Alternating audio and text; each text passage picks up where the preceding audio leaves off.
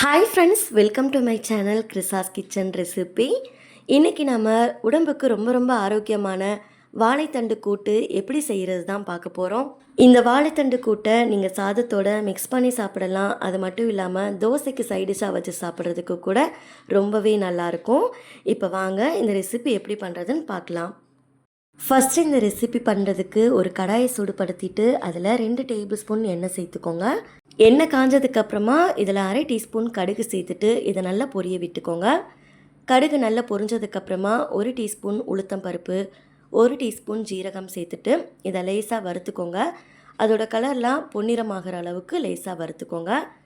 இது வறுப்பட்டதுக்கப்புறமா ஒரு வரமிளகாயை கிள்ளிட்டு சேர்த்துக்கோங்க.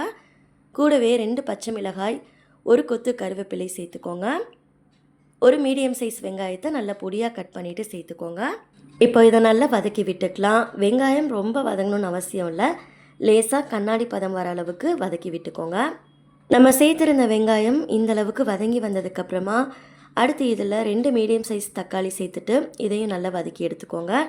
தக்காளி வதங்குறதுக்காக இதில் கொஞ்சமாக உப்பு சேர்த்துக்கோங்க. அப்போ சீக்கிரமாகவே தக்காளி வதங்கிடும். இதை நல்லா சாஃப்டாக வதங்கி வர அளவுக்கு வதக்கிக்கோங்க.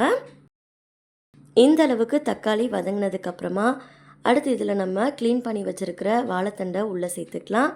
நான் இன்றைக்கி 200 கிராம் அளவுக்கு வாழைத்தண்டு சேர்த்துருக்கேன். க்ளீன் பண்ணி கட் பண்ணதுக்கப்புறமா அளவு பார்த்திங்கன்னா 200 கிராம் இருக்குது.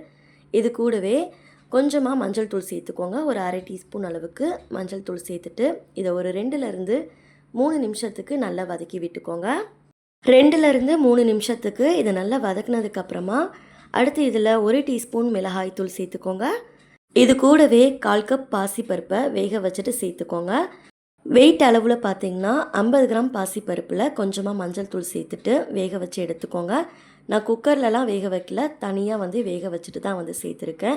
ரொம்ப குலைவாக வெந்துடக்கூடாது. 80% மட்டும் வேக வச்சுட்டு சேர்த்துக்கோங்க. இதை நல்லா கலந்ததுக்கப்புறமா தேவையான அளவுக்கு தண்ணி, கூடவே உப்பு செக் பண்ணிவிட்டு தேவைப்பட்டால் உப்பு சேர்த்துக்கோங்க.